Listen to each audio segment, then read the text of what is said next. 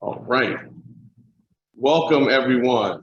Great to see everyone. Or, I mean, I guess I can't really see everyone, to be honest, but good to see the panelists who are joining us. And I know folks are out there in Zoom world. So I'm Alvin Bragg, the Manhattan District Attorney, and really excited to have, first and foremost, our very own Terry Rosenblatt, and then experts in this field to enrich us and enlighten us today for this webinar on post-conviction justice broadly, and also on our new unit, which we've just launched. And so I was going to give a brief overview and then try to get out of the way and introduce in brief our panelists, and then start asking them some questions. So we've just rebooted under Terry's leadership, our post-conviction justice unit.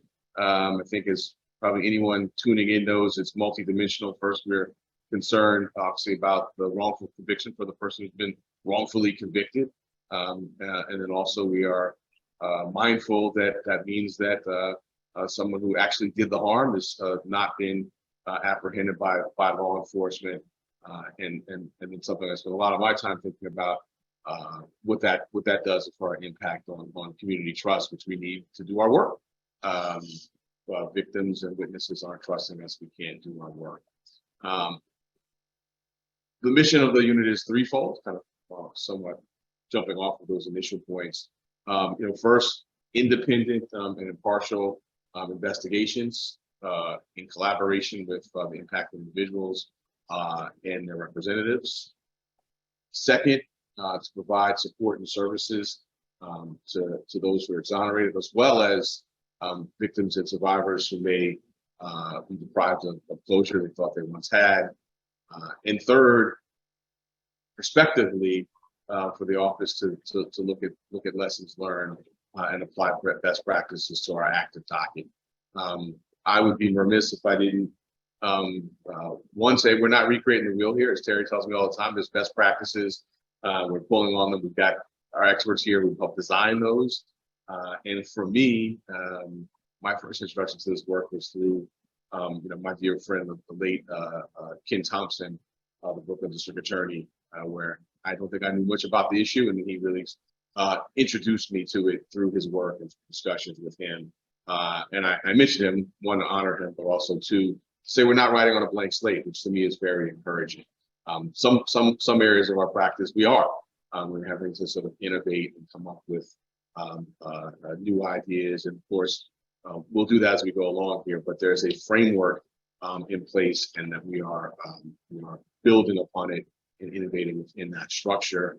The second thing that always comes to mind for me, even before I'm having the honor to leave this office, but certainly now even more mindful of it, is the Central Park 5 exonerated 5. Someone who grew up in Harlem during that time, that process is never far from mine when thinking about these issues. So I already feel like I've spoken too long, because I am the person on the panel who knows the least about these issues. So I'm going to pivot to introducing, and I guess I'll introduce each of you, and then come back and ask us a broad question that hopefully allows you to go forward. And I'm going to just apologize because I've got like 3 sentences on each of you, and it doesn't capture all of your experiences. So I offer my apologies for that. But if I did it in full, they'd be hearing my voice too long. So first, really happy to welcome Jabbar Colllins, who's an adjunct professor at St. John's Law School and a researcher and consultant on wrongful conviction cases for Horizon Resource Services. He also is an exoneree, having served 16 years in prison for a crime he did not commit.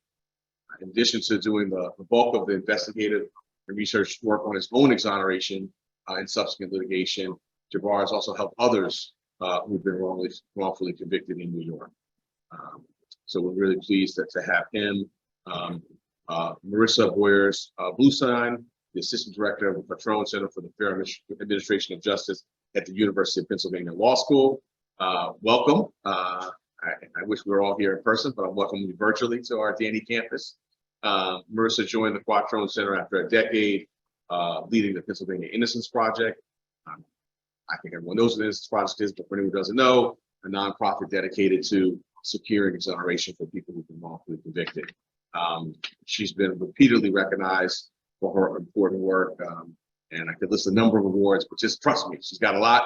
And I know when we were designing, we were looking to the Quattrone Center a lot. And then David Loftus, who I assume is known to many, certainly those in our appellate practice.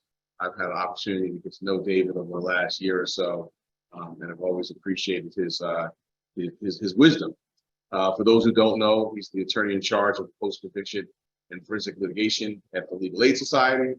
He leads Legal Aid's Criminal Appeals Bureau, the Parole Revocations Defense Unit, the DNA Unit, and the Digital Forensics Unit. So I think many of you will be familiar, many who are from Danny will be familiar from litigation. Prior to joining the Legal Aid Society, David spent a decade as the managing attorney of the Innocence Project, and previously served as a public defender in Manhattan and the Bronx. And then our very own Terry Rosenblatt was the chief of our post-conviction justice unit in the Manhattan DA's office. And so before joining us, I think actually David and Terry, you may have introduced me to Terry. Terry headed the DNA unit at the Legal Aid Society. And prior to that, represented clients as a public defender in the Bronx. And the part that sometimes I don't get to on her bio that is very, very important. She was a civil rights lawyer in this very space. So bringing very, very deep expertise to this work. So, all right, I'm hoping that's my part is done when I get to the learning part. And so just start with a very broad question, which really take it wherever you want to go. I think just for background, our audience, I believe, is probably, if it's along the lines of prior webinars we had, probably evenly split between people who are in the Manhattan DA's office in a number of capacities. A lot of our lawyers, but also investigators and analysts, and then a number of people from outside of the office, about 50-50. And then I will say for the lawyers who are on, there is CLE credit available. So my broad question, and I'll start with Jabbar, is just how did you come to this work? What drives you to do it? How did you come to this work? Sure. Well, first, thank you for having me. I appreciate the opportunity. I came about doing this work because my life literally depended on it. When I was 21 years old, I was wrongfully convicted of murder. I lost 16 years of my life in prison. In 1994, a Hasidic Jewish rabbi was killed in Williamsburg, Brooklyn. It was a high-profile case. And the DA at the time, Charles Hines, assigned 3 prosecutors from his office to handle the case. As we would later learn, he depended in large part on the voting bloc from the Jewish community in Brooklyn. And 7 months prior to the landlord's murder, Hines had been criticized by the state in a report regarding his handling of the Limerick Nelson prosecution in Crown Heights, Brooklyn. So there was an intense amount of pressure to secure conviction in the case. Now, regarding my case, the police investigation initially focused on 2 local brothers who were wanted in connection with a string of local robberies. But once the investigation as to those 2 individuals stalled, an anonymous telephone call to the precinct implicated me in the crime. And I cooperated with the police. At the time, I was poor. I lived in a housing project with my mom and my brothers and sisters. I voluntarily appeared at the precinct. I stood in 4 lineups. 4 eyewitnesses viewed me. None of them identified me. And one specifically told the police that I was not the guy.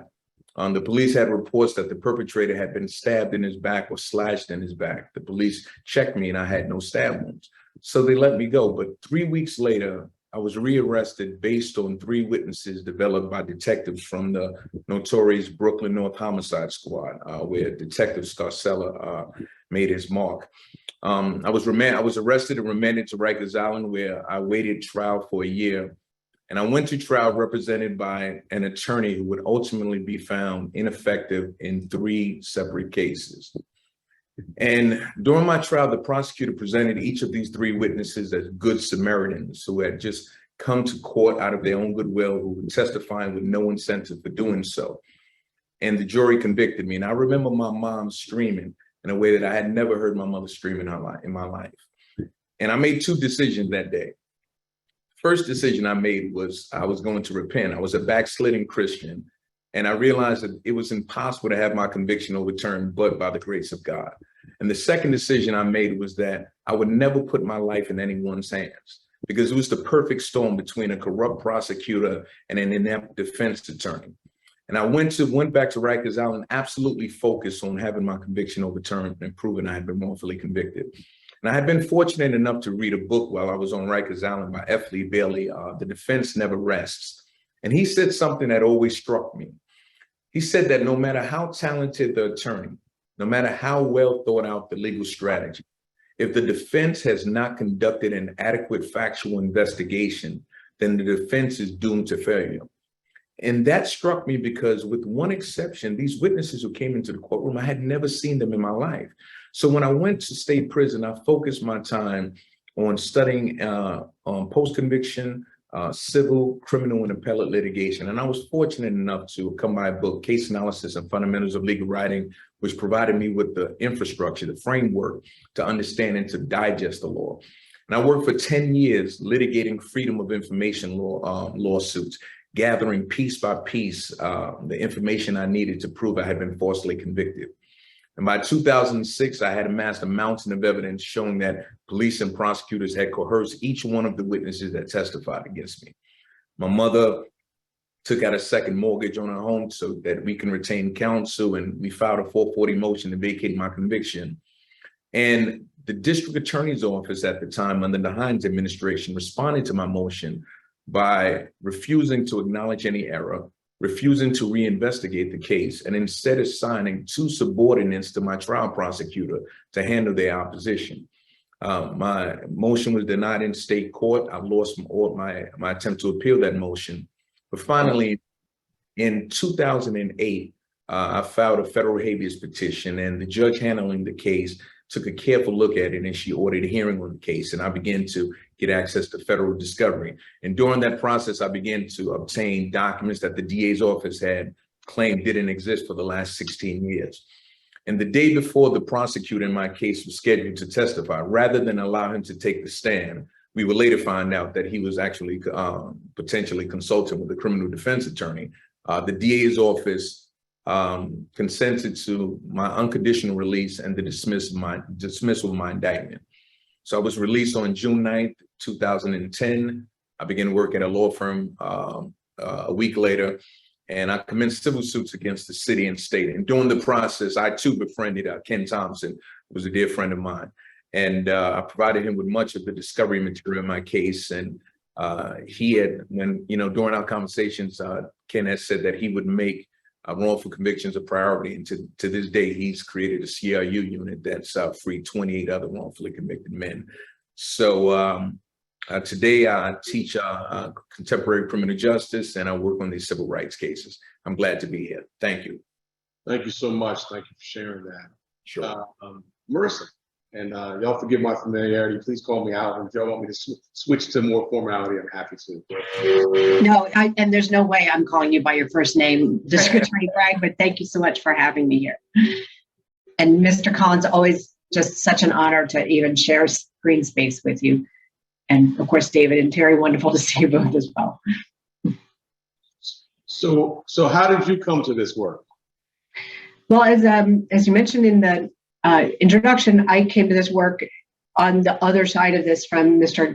Colllins, but as an attorney, investigating cases of wrongful conviction and working to free those who had been convicted of crimes they did not commit.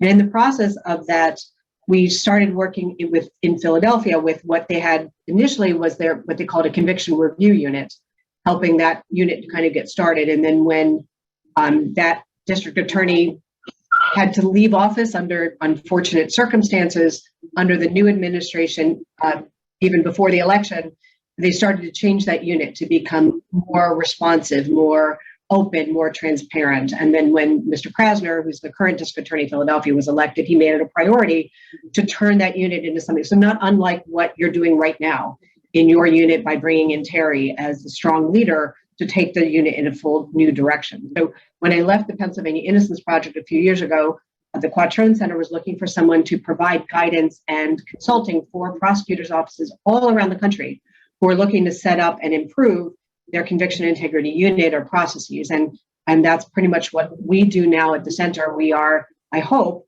the nation's leading expert on assisting prosecutors to set up units to make them transparent and independent and flexible enough to meet the goals, not just of looking at wrongful convictions and writing them, but as you said in your introduction, preventing those errors from reoccurring. Great, thank you. I'm just going in the order of the introductions. I'll switch up the order a little later. David, how did you come to this work? I guess I have to figure out how to use the mute button first. Thank you so much for having me here. Great to see everyone again. And Jabbar, always an honor to be in your presence and to see you again as well. You know, every time I'm asked that question, I actually think of my grandparents.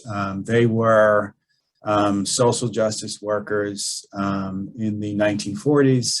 Where they left Brooklyn to go to Birmingham, Alabama to try and organize sharecroppers. And so I've always been engaged with social justice work and social justice issues.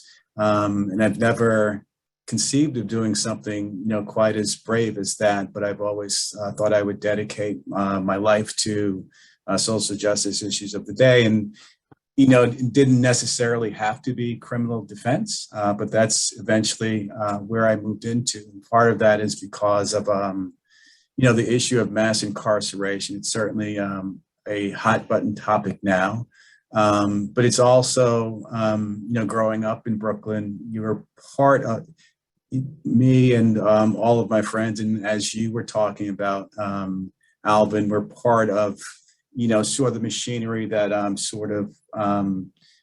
led to mass incarceration in terms of police encounters and police stops. That was part of my young adulthood. And so I wound up going into, you know, criminal law as a defense attorney. But part of that wound up eventually being frustrating because you're really returning people to the same system that, you know, placed them in front of you in the first place. And so the innocence of movement was a great place to explore policy change and how to change the criminal justice system and how to make it fairer. And, you know, along the way, I think what's been essential to that movement are CJUs and district attorney's office. You mentioned Ken Thompson, who was essential. Craig Watkins in Dallas was also, he predated Ken a little bit, but he was committed to the work, and he didn't rest behind procedural bars when there were questions of innocence that were behind those procedural bars. So that's, you know, in brief how I came into the work. It's still the wrongful conviction unit here is part of that landscape. As our DNA unit and digital forensics unit. But I think, you know, the work generally at Legal Aid is towards the issues of mass incarceration. And part of that, obviously, the biggest part of that are the innocence issues, innocence concerns that we're discussing today. Great. Thanks, David. Great to see you. And Terry, I know this is our conversations already, but tell everyone else, how did you come to this work? Thank you, and thank you for having me, and thank you for hosting this panel, and to our panelists, thank you so much for being here, and always thank you to Jabbar for starting off with sharing your story. You know, Jabbar, my story and your story, I think, are so intertwined. I can't really separate them when it comes to this work. I started my work as a lawyer in a small criminal defense practice that at the time had been transitioning to more post-conviction and civil rights work. And there were things about that work that were incredibly rewarding and things that were incredibly frustrating. And one of the main frustrations, and I think this is probably something that we'll talk about more as the panel goes on, was how hard it was procedurally for an innocent person to have their case heard. How much of a thicket you had to get through of whether something should have been raised originally at trial or was raised originally at trial, or if it were new evidence, could it have been raised sooner? And how much of that depended on the quality of lawyering that for a person who couldn't afford a private lawyer was really just a matter of chance. It was the luck of the draw, who you got assigned to. And I did that for a few years in a number of cases and felt sort of derivative pain and frustration from my clients in different ways. And then I met Jabbar, who by the time I met him had already uncovered the many, many ways that his conviction was wrong, unfair, and led to this innocent man being in prison. And where we picked up the case was where a judge had told him that he couldn't file any more motions, that the court doors were closed, not because of the merits of the claim, but because the statute didn't allow for more litigation. And we were fortunate, you know, again, we were lucky. We were lucky that we had Jabbar and that he was tireless and brilliant in finding ways through this procedural morass. And we were lucky that we had a federal judge who was willing to actually hear these claims. And sort of bizarrely, we were lucky that many of the sort of most damning misconduct that was committed was in fact written down in notepads and hidden in boxes that if you just asked enough times and looked in the right places, we ultimately found. So, you know, working on Jabbar's case, a few things sort of came to me in my career. And one was that I wanted to spend some time being a better lawyer than the lawyers that my clients had when they came to me post-conviction.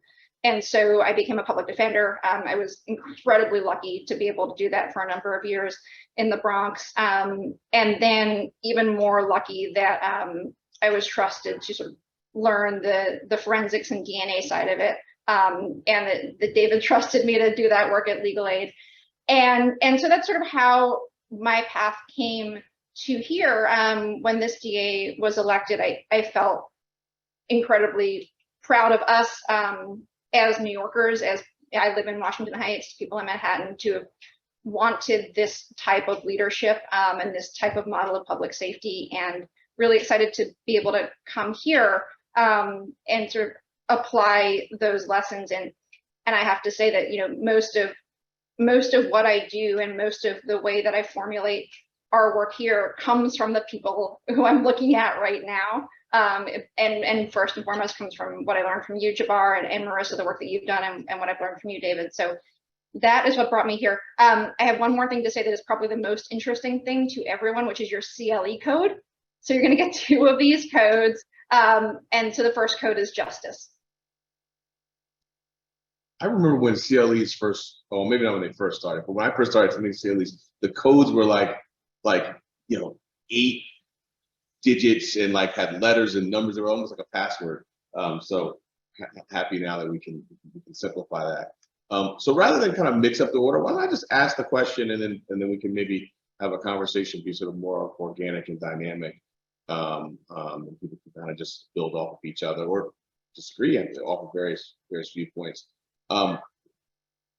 What are some of the main causes of wrongful convictions? We've all been in this space for a long time. You know, I've read reports that sort of categorize. And so, what are some of the main causes of wrongful convictions? Helpful one to sort of understand the work that you do, but also is, I think, helpful for those of us who are building cases, keeping these in mind. So, anyone who wants to start, and then anyone who wants to follow, and we'll just take it from there. Right, I'll jump quick. I would say in short order, tunnel vision. That police and prosecutors very often become focused and fixated on an individual who is not actually the perpetrator of the crime, and they start to see evidence as it comes in through that lens. And that because we are all human beings, and we all do that because we all have cognitive biases, but those cognitive biases and those tunnel visions really help us, prevent us from seeing kind of the exculpatory value of statements or witnesses or others that are off. And I'll leave to others the other issues. Jabbar, you're muted. Sorry about that. I said, if I can add to that, I think ineffective assistance of counsel would also be a factor in wrongful convictions, because there are many cases where a defense attorney has access to evidence that could clear his client, but for some reason he fails to introduce that evidence and the jury never gets a chance to hear it. So police and prosecutorial misconduct, but ineffective assistance of counsel as well. Sure, I'll jump in and I agree with those two. Sort of supporting what both said, eyewitness identification, I think has to be mentioned because it's the leading cause of wrongful conviction. And it also is in some respects one of the more preventable ones. And, I'm thinking of a case that we had at the Innocence Project, a little before my time there, but Marvin Anderson's case where, a bicyclist accosted and raped a woman. And during that crime, the rapist said, he had been with a white woman before. It was a small town in Virginia. And so Marvin Anderson was known to be dating a white woman. And so they looked for his mugshot. He was the suspect. They couldn't find it. And so what they did is they went and got his work identification card. And they put that in color next to other mugshots that were in black and white. The victim initially selected him, from the lineup as his picture stood out. And then in a lineup procedure, she again selected him because he was the one that she had seen before. And so there was confirmation bias tagging on what Melissa was saying. The thing that's peculiar about that is because it was a small town, the actual perpetrator was actually in the lineup. But because, there was a corruption in the identification procedure that affected the lineup. Not only did it affect the lineup, years later, Marvin fought the case. He lost at trial, and to Jabbar's point, there was testimony concerning, someone had stolen the bike that was taken at the scene. They knew the guy who stole the bike. It was the guy who was in, the lineup. Defense counsel didn't investigate any of that. But the corrupting power of the identification was so powerful that when the actual perpetrator had, a change of heart and decided he was going to go forward and claim responsibility for the crime, they had a hearing, and the victim looked at him in the court and said, no, those are defense tricks. That's not the guy. The hearing was closed, and Marvin stayed in prison for another dozen years or so. It's eyewitness identification, it's confirmation bias, but it's also ineffective assistance of counsel.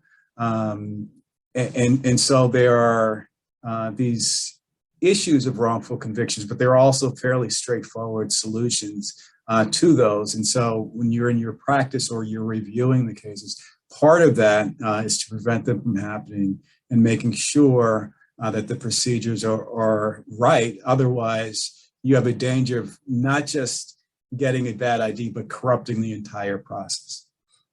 So I got to follow up on two things. One is just out of curiosity, the person who actually committed the crime in the lineup, was the town just so small that was just happenstance? He was in as a villain? It was a small Virginia town, and Marvin's back there. He's a fire chief, but it's a small Virginia town. I don't know how he wound up in the lineup, but he's in the lineup. Yeah. And another thing I was going to ask you, talking about solutions, like I could for ID process, right? We've got black letter law on that. We've got, even in the times where I think we've all been practicing about the same amount of time, we've gone from the 6-pack IDs to the sequential, double blind. We've got things on, on ID procedures and practices. What's the solution? How do you address, tunnel vision or confirmation bias? Well, I think there are a few things there's nothing that's ever going to be perfect, right? And so part of dealing with tunnel vision is realizing that someone might be mistaken, but one, you want to have double blind lineups where the person who's presenting the person doesn't know who it is. Two, you want to let the witness know that the person may not be there, but the investigation will go on, so there's no pressure in doing it. Three, the sequential lineups have someone rather than not him, but maybe that one. It has someone do a real look at a person and figure out whether it's actually that person. And then 4 is just taking confidence statements. How confident are people? Because for, Ronald Cotton's case, the person wasn't that confident when she first saw the first identification. But they said, you're right, you got the right guy. And by the time she got to trial, she could, not only couldn't she be moved from it, but even after when Ronald Cotton was exonerated, when she had nightmares about the incident, it was him she saw, but not the actual perpetrator. And so that, the confirmation bias and the psychological effect of doing it improperly is incredibly destructive. And so the best we can do is actually try and put procedures in place, and they're not for, sort of all the defense bar wants it, but it really is to, help prevent the corruption of, identification procedures. I would just add on the tunnel vision issue that we mentioned, if you can't train yourself out of that because it's a human condition. We all look at things through certain lenses, but making people aware of it, there are certain things that district attorneys' offices can do. Have somebody who is kind of the supposed devil's advocate who will try to look at the case from a different perspective. And perfectly honest, to provide all of the information to defense counsel initially through open file, which of course is now required in New York State. But that way, the prosecutor is not the one who is selectively determining what information gets handed over, what does not. If you hand over everything, then you can't have that bias kind of leak in there. Look at the police investigation. Did it follow logically? Where did they get information from? Where did they build on information? So taking a step back and looking at information from that as it's gathered in a little bit more objective way isn't a cure. Like David said, we're never going to cure that, but can help us flag it earlier on. And as far as the ineffectiveness, as a former defense counsel myself, I would say, again, it's not something we necessarily can prevent, but certainly we can report. We should be reporting cases where lawyers don't live up to their ethical obligations. If a lawyer, like as in Mr. Collins' case, just flat out fails to do their job, that should be reported and investigated by the disciplinary board. We should hold them accountable. Thanks. Terry, anything to sort of add on the main causes of wrongful convictions? I mean, I would just say the thread that goes through all of this is that we are a system that is run and operated by humans. And we, as humans, want things like certainty and finality, and we want answers, and our brains are wired to solve problems. And that is often fundamentally inconsistent with the many human factors that go into investigating and prosecuting a crime. And so, thank goodness, we're never going to stop being human. But what we have to start doing is recognizing that. And I think that that's where this kind of work has developed in the best ways that it has, and having conversations about things like why is it that eyewitnesses can say that they'll never forget a face, but then identify the wrong person? Sort of recognizing those factors. Why is it that someone would confess to committing a crime that they absolutely did not commit? And those are things about the way that the human mind works that we have to understand is a part of every single thing that we do in our work. And I'll just plug really quickly, one of our staff members in the post-conviction justice unit is our investigative analyst, Karina Patel. And one of the many reasons I'm so pleased that she's here is that she has a master's in forensic psychology and brings that incredibly important perspective to our work. Mm-hmm. Can I just jump in for a half a second? I just wanted to add on to what Terry was saying about false confessions. One, because they're counterintuitive, but two, some of them are preventable. There is a case, Byron Halsey in New Jersey, who was interrogated for 30 to 40 hours straight and worn down, and eventually confessed to killing his own kids falsely. And Chris Ochoa, he was being interrogated, and he wound up being so scared of the death penalty in Texas that he not only falsely confessed, he wound up being a witness against his friend, who was also innocent, but with him that evening. And so they're very powerful psychological dynamics, but they're also powerful psychological dynamics that go into the interrogation process where all of these a lot of these false confessions start out with facts that are totally contradictory to how the crime was committed. And so the simplest solution is to record the interrogations from start to finish. And why that's important is this retired detective, Gary Trainum, had taken a false confession before, and he was actually stunned that it was a false confession because the person who was being interrogated provided, details about the crime that only the perpetrator could know, including going to a Chinese food restaurant, what was ordered, what the amount was, what the tip was. And when he went over the video in hindsight, he saw that he had been the one that gave her the information, but he wasn't aware of it because he was in conversation with her, trying to extract stuff. And because he was trying to solve a case, that discussion necessarily had to be pointed at different facts, but he wasn't really aware while he was doing it of the dynamic.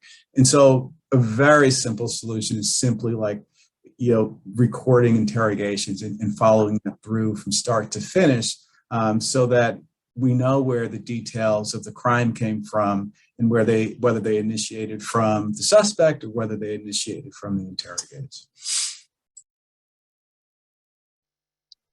So maybe we will start with Terry on this, and obviously she's been thinking about this a lot, and maybe we can get some free discovery and get some thoughts from others. But what Terry are some of the best practices for conviction review unit? I know you've been thinking a lot about this over the years, but particularly over the last couple of months.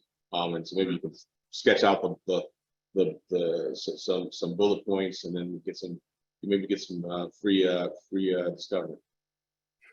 Absolutely. And I will say that almost everything that I will sketch out are things that everyone else on this call told me. So I don't mean to steal your ideas, but in fact, most of what we've done here is steal your ideas. So our system here has three main pillars, and DA Bragg, you started off by talking about them.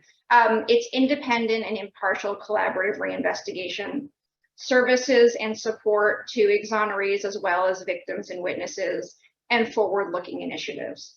On the independent and impartial collaborative reinvestigation part, that's the biggest thing to unpack and the most important thing to getting this right, or doing our best to get it right, because part of this whole process is understanding that, like I said, we're humans and we're flawed. But we do look at cases independently. DA Bragg, I report directly to you. I'm not part of our trial division. Our unit is not part of our appeals division. And what that allows us to do is do our work with fresh eyes, with a new lens. And we do that in collaboration with impacted people and their representatives. And the reason that we do that is that a post-conviction reinvestigation, when it is done correctly and at its best, is not an adversarial proceeding. People are coming to us with credible claims of wrongful conviction only after their cases are done. They're not, these people don't come to us as defendants, they come to us as applicants seeking a reinvestigation. And so by having collaborative reinvestigations, which are done with, they're boundaried, they're done with confidentiality agreements and things that sort of protect the ethical and legal obligations of both sides. But by doing things collaboratively, we do a much better job, I think, at getting to the truth. Oftentimes, there are things that the prosecution knows that the defense doesn't know that really shore up the strength of a case. And counter, there's often things that the defense knows and that only the defense can know about the witnesses in their case, about what was going on in the community at the time, about potential alternate perpetrators that would be lost on police and prosecution who aren't as steeped in the community and who, most importantly, don't know the facts of their own case as well as obviously the impacted person. One lesson that I've learned from Jabbar primarily, but also from many people I represented as a public defender, is it's so important to listen to impacted people. People who are impacted by the criminal legal system are the ones who know the issues the best because they live it. And so bringing our expertise as prosecutors and combining that with the people who are actually sort of living it is an incredibly invaluable way to get to the truth. And then the other two things I would say just are really critical to our best practices is the services and support component. We're so lucky in this office to have our WASU unit that does witness aid and services and really protects people who have been impacted by crimes, because, you know, and I'm going to just keep saying it, Jabbar, everything I know I learned from you. But one thing that hit me very hard in Jabbar's case was being in federal court and seeing the family of the man who had been killed, and seeing what it looked like for them to learn that the wrong person had been convicted. And also seeing, quite frankly, what it looked like for the prosecutors in that case to walk right by them. And I remember you, Jabbar, being the person who reached out and said, "I'm sorry for your loss." And when in coming to this office and doing this job in this way, I knew that I never wanted to leave victims and people who have lost their loved ones in that position. And fortunately, there are great models for this. There's a group called Healing Justice that has devoted itself to this kind of work, but that is a huge pillar of best practices for us. And then, you know, the third thing is really looking at root causes and doing sort of a forward-looking view of, once we have identified that we've been a part of, or there has been a conviction that this office prosecuted that was a wrongful conviction, making sure that we look at how that doesn't happen again. And David, like, credit to you for like learning so much about forensics and how labs work. And in the forensic science world, when there's a lab error, there's something called a root cause analysis that's done. And that is done with the idea that when an error occurs, the most important thing is first correcting it, but then making sure it doesn't happen again. And so that's the really critical third pillar of what we do. So mindful that you've already shared with Terry some thoughts. Interested to get some additional thoughts about, in particular, as we're starting out here with some of the best practices. So the only thing that I would add to everything that Terry said is the very important value of transparency, that because a conviction integrity unit has to be, or a conviction integrity process has to be responsive to the community and to the constituencies, of course, being as transparent as possible in the process. So sharing that, exactly as Terry said, conducting investigations in a collaborative and cooperative way instead of kind of treating it like a black box of, okay, thanks for that tip, we'll go look at this and get back to you. That's a critical aspect of transparency, but also providing information to the public about the work that's being done. It's publishing an annual report that talks about how many letters were received, how many investigations were done, how were those investigations conducted, why were there decisions made on particular cases but not on others, being flexible in the types of relief that are being granted or the types of solutions or case corrections that are being done on any particular case. And of course, promoting a just culture within the office. The whole purpose of the CIU is not to be looking over people's shoulders and kind of seeing if they got it right or not, but promoting a culture where people feel free and comfortable coming forward and talking about error and talking about mistakes that they may have made or seen made in the past, and how do we address that in a way that's not about blame, that's not about trying to point a finger at somebody and necessarily hold them accountable, although accountability is definitely part of it. But how do we look at this from a criminal legal system perspective? How did we all make this mistake and learn from it? And that's why the root cause analyses that Terry is talking about is so critically important to that. So I would just add that the accountability and transparency aspect in creating the just culture within the office is another extremely important part of the best practices that we look at. Right. And if I could just harmonize on one point that Terry made regarding the collaborative nature of the CRU's investigation. We recently reinvestigated a case with the Queen CRU in the Belbo Johnson case, and it was incredibly productive because all of the information that the defense attorneys had, we shared with the DA, and we also made our clients available for full interviews, and it just was so much more productive than being an adversarial proceeding and going into court and litigating these cases. And it saved everyone time and expense, and it was the right result that we reached. Yeah, I don't have a lot to add to that. Those all sound like, fantastic ideas. And I think it harkens back to the issue of transparency, although there are going to be some things that aren't transparent, but there is also going to be disagreement as to what facts mean. And the sooner, you get to that point, then, the defense should know so that each party can figure out whether the case has life or whether it doesn't have life or whether it actually, there needs to be, some litigation. But the big thing, emphasis, from the defense side is continuing Brady obligations. A lot of the cases where there were alternative suspects, that are in, files, they wind up actually being the, actual perpetrators. But it's easy to see in retrospect. It's harder to see when people are going through the process of trying to figure out what the case is and prosecuting the case. I was a trial lawyer. I know Terry and Marissa were also, and there's a lot of energy and emotion involved in that. And so there are decisions that are made. However, it's good to have a unit that is reflective, so that those things can be figured out and run their due course.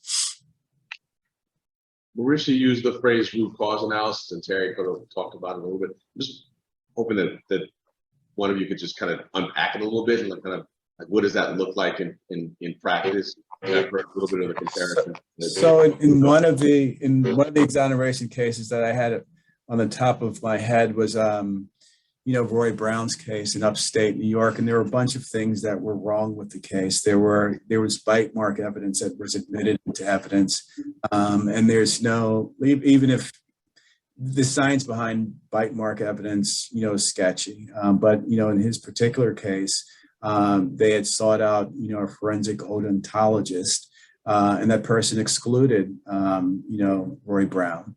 They sought out a second one that included him. They didn't turn over the fact that there was an exclusion to that it wasn't turned over. And so part of the root cause analysis would be why wasn't it? Was it error? Or was it deliberate?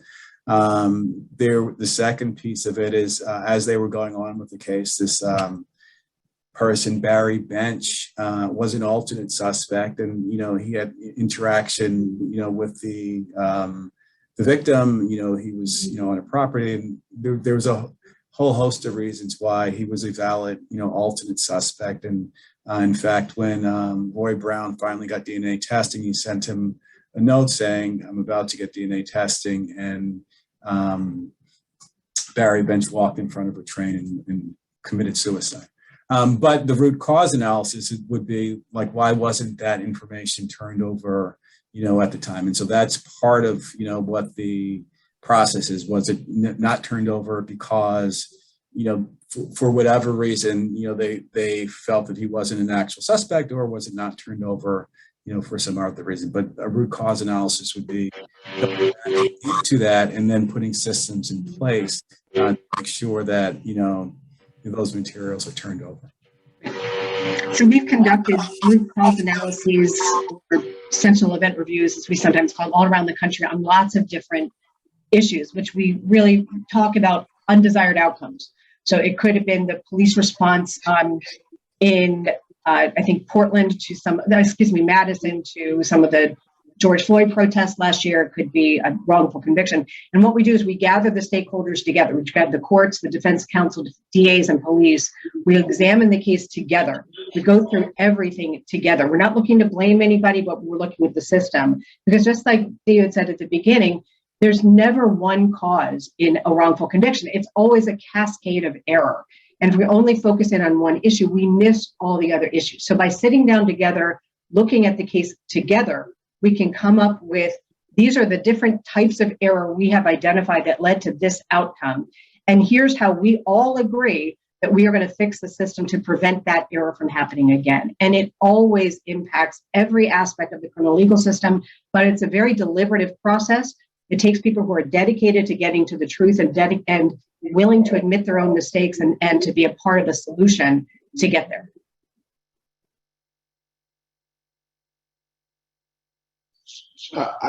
One thing that really I think doesn't get talked about a lot in this work that I was hoping to get your thoughts, because we've done it for a long time, is its connection to public safety.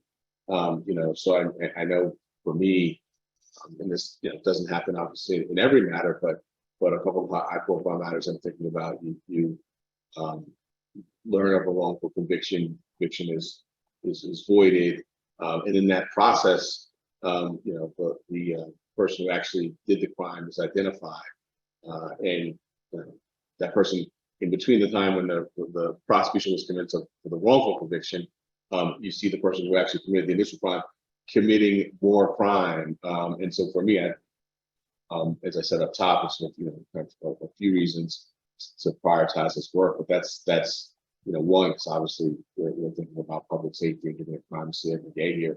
But I want to get your thoughts on that as the folks who are closer to the work of how the work connects to public safety.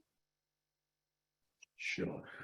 One case that emphasizes that point is the Jeffrey Deskovic case in Westchester County. Jeffrey was convicted of a rape he didn't commit, falsely confessed. And while Jeffrey was in prison, the actual perpetrator raped and killed another woman. And it was almost similar to your case, David, where the true perpetrator found out that Jeffrey was going through DNA testing, he committed suicide. So, unfortunately, there are many cases like that.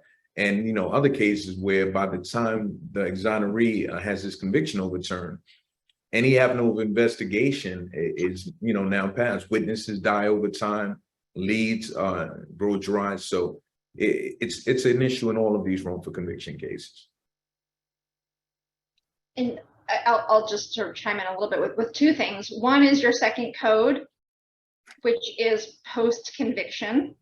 But the other thing is how much, as prosecutors, but as anyone who's involved in the criminal legal system, we rely on trust. We rely on people coming to us and giving us information, what they saw, who they know, what happened. We rely on people who are victims of crimes, trusting the process to say, I was a victim and I want your help, because part of that is making sure that the person who caused the harm doesn't cause harm again. And every time there is a wrongful conviction, that trust is eroded. And it's not just the uncovering of the wrongful conviction, it's the wrongful conviction happening, because people know when they see their neighbor go upstate who was innocent of that crime. They know their neighbor was innocent and they know that happened. And so everyone in that community is going to say, we don't trust. And so it's about sort of getting the right person. It's about making sure that the true person who caused the harm is held accountable in individual cases, but it's also making sure that prosecutions going forward can happen and can happen with integrity, because the community feels like they are in a place where they're listened to and heard and taken seriously. So we got a few, we only have 6 minutes left. We have a few questions that have come in, and I'm going to try to summarize one, which is from an ADA. I think, Terry, it's probably best directed to you. It's a question about sort of Danny's practice, or what Danny's practice will be when we discover the root causes of a wrongful conviction. It says, what steps will we take to address the errors? And maybe I will read some of the specifics. It says, will we make recommendations to the NYPD, our policies and training? Will we do the same internally if the error is one that's made within Danny? Will we recommend to the defense bar changes in cases where it sounded ineffective assistance of counsel? Yes to any and all. I think the most important thing when we uncover a wrongful conviction and do a root cause analysis is to sound the alarm wherever the alarm needs to be sounded. And what excites me, in addition to just being in this office with this mission, is seeing the group of people who are on this call, and that you do come from all of these different stakeholder positions. Because I know that when we do one of these reports and we say to anyone in any part of the system, look at what happened in this case and make sure that in your practice you're not doing this, that you'll all listen and be able to hear that. and then a sort of follow-up, Terry, these last few maybe be to you, is, and Marissa mentioned this sort of on kind of transparency in terms of reporting out, kind of just jumping off of that. What are the plans here for kind of reporting out in terms of statistics, things like that? Yeah, so our plan is to be as transparent as we can. There's two main goals. One is transparency and confidence in the process, and the other one that we always have to be really mindful of is witness and victim security and safety. And so we'll always need to strike that balance, but the most important thing to promoting integrity in our work is to show our work and be open as open as we possibly can be. So I think we intend to report out all the things that that Marissa recommends we report out. And then there's a question, I think it's directed to me about, and it's from an ADA about incentivizing assistance in active investigations that result in what the questions called pre-trial exonerations and systemic root cause analyses concerning pre-trial exonerations, which I guess there would be no convictions, so it would be an exoneration. But I take the question for it to mean active prior conviction matters, and I think that is I'm really happy to get the question, because one thing that we're talking about is we want to be.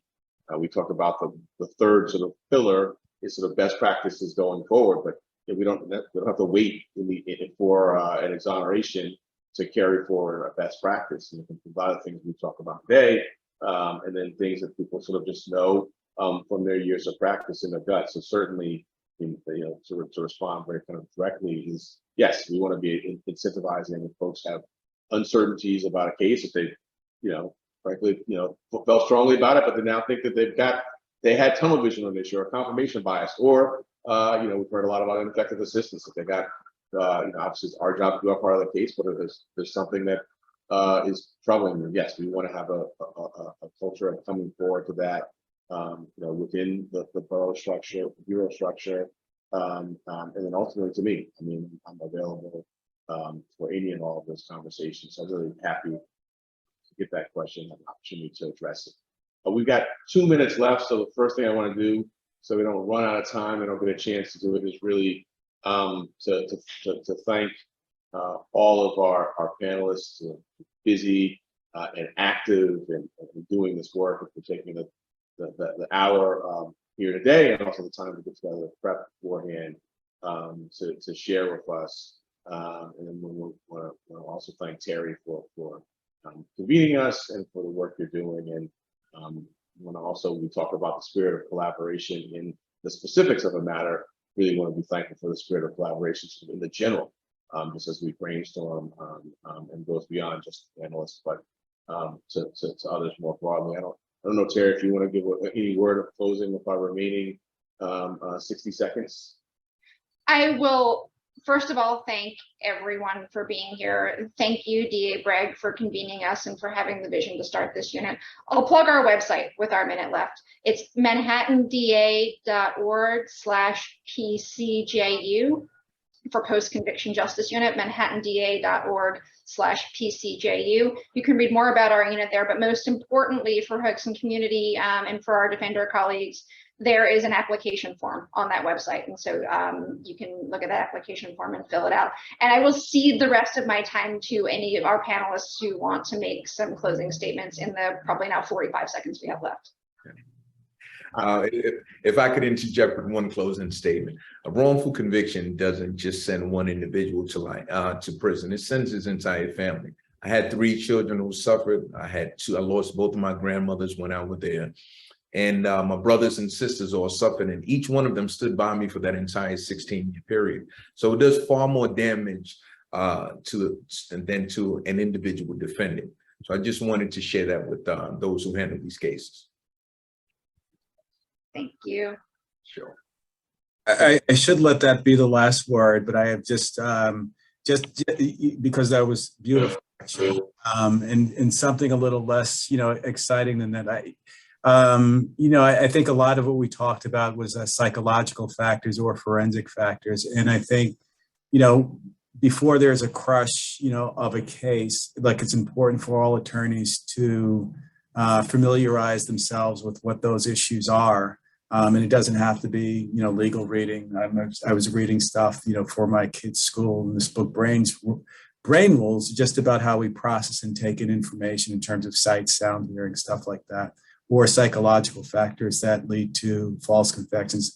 Rather than being under the how I used to learn it as a trial lawyer, if I had a case where I had a medical thing, I'd learn the practice in order to litigate the case. And that's a very difficult way to do it.